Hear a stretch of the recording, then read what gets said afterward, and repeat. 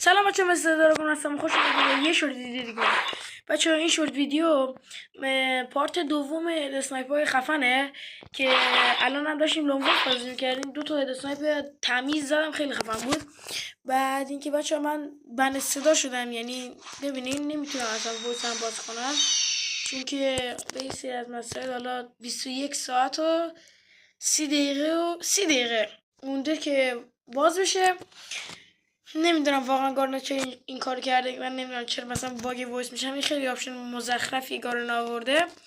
و اینکه بچه‌ها من خب بریم 2 تا اسنایپ رو بهتون نشون بدم. این بخش اینجا بچه‌ها، اینجا یکم داشتم بس یه دقیقه بیادین. ای وای بچه اینجا ببینید، من اینجا داشتم وودپکر فشار میدادم. باز یه سری میگم که نوب سگ فلان برام.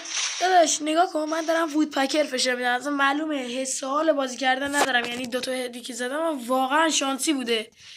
بچه یکم اینجا طول میکشه بیاد، یعنی بعد این فکر کنم، یعنی بعد این هدی یو ام پی. بذار ببینم. آره اینجا بچه اینجا نگاه 1 2 آی بچه این داداشمون کلا بیشرف شد، کاری به این ندارم، خدا زد اینو. خب یک دونه اسنایپ دیگه، یکی دیگه هم خیلی خفن بود همینجا. اینجا خب اینجا این فکر کنم همه اولی اسنایپ زدم.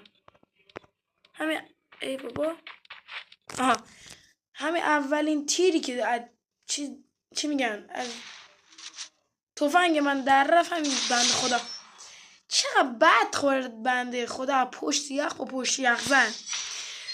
امیدوارم از این شورت ویدیو خوشتون اومده باشه. تا یه شورت ویدیو دیگه ما فعلا خدافظ.